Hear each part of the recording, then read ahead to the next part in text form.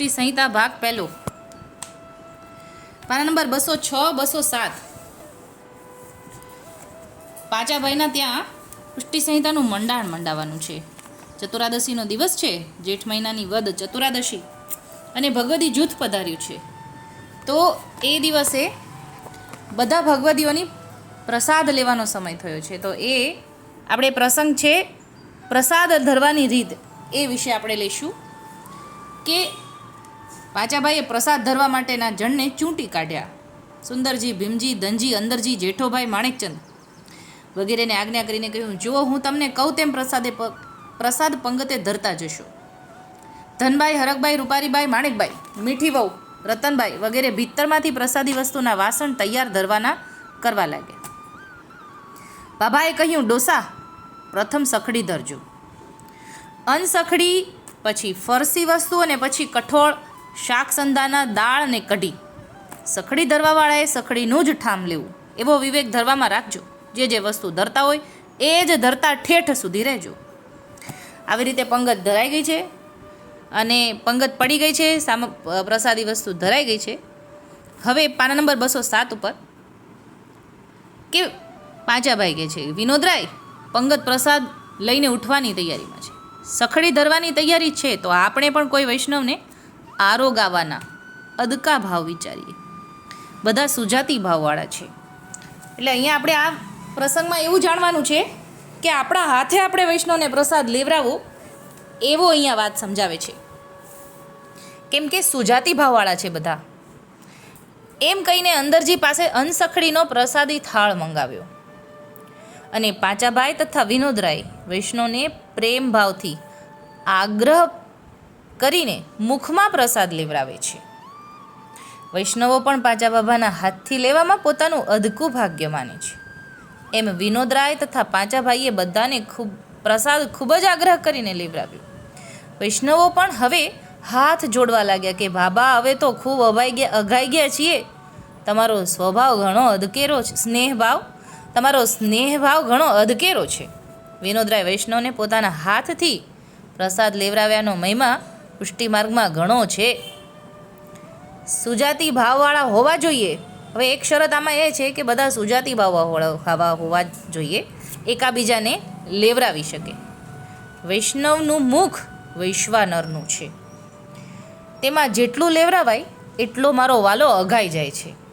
વૈષ્ણવને મહાપ્રસાદ લેવડાવ્યાનું મહાત્મય અને ભાવ તો આ માર્ગમાં ઘણા ઊંચા ને અતકા કીધા છે. વિનોદરાયે કીધું, બાબા તમારી પાસે માર્ગના ભાવના ઊંડા હારત ભર્યા છે. વૈષ્ણવ પ્રસાદ લીએ ત્યારે એક વૈષ્ણવને પ્રસાદ લેવડાવ્યાનું તો ઠાકોરજીએ શ્રીમુખે કહ્યું છે. એક વૈષ્ણવને પ્રસાદ લેવડાવવાથી અમારું સહસ્ત્રવારનું ભોજન થયું ગણાય.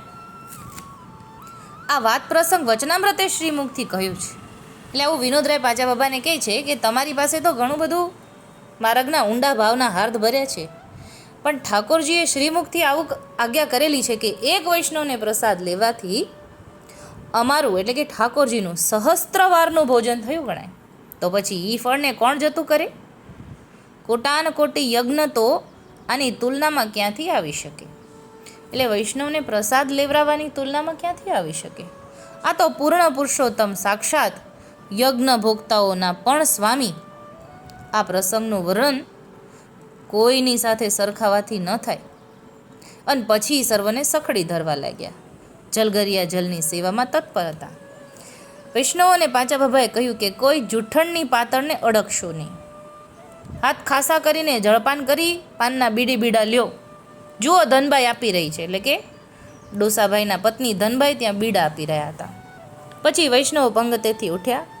અંદરજી, સુંદરજી સર્વ જલપાન કરવાની સેવા કરે છે.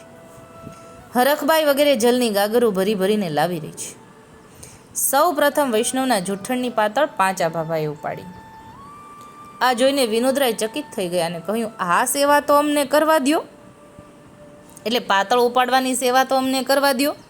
પાંચા બાબા હસતા હસતા બોલ્યા, વિનોદ, જેરામ, વશરામ, જુઓ આ મારા આંગણાનો બધો વ્યવહાર મારે કરવો રહ્યો ને. તમે બધા પરોણાગત છો.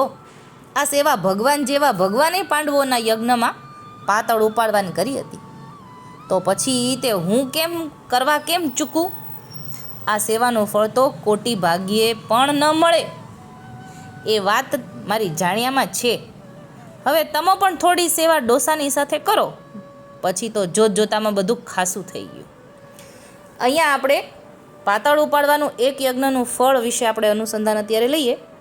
અને અગાઉ લેવરાવ્યા વૈષ્ણવના મુખમાં લેવરાવ્યા વાળી વસ્તુમાં આપણે જમનેશ મહાપ્રભુજી જ્યારે 12 મહિના જૂનાગઢમાં બિરાજ્યા એની સાથે અનુસંધાન લઈએ.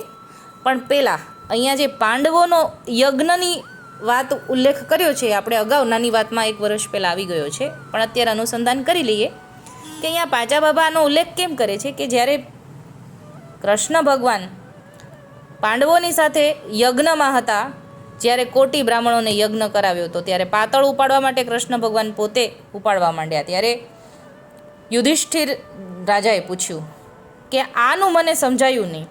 તો કે આ તો કોટી યજ્ઞનું ફળ છે, એક પાતળ ઉપાડો ને તો તમને યજ્ઞનું ફળ મળી જાય છે. તો પછી આ તમે તો આજે યજ્ઞ કર્યું અને આ તો મેં એક પાતળ ઉપાડીને એક યજ્ઞનું ફળ લઈ લીધું, એવું કૃષ્ણ અવતારમાં કૃષ્ણ ભગવાને પાંડવોને કહી છે.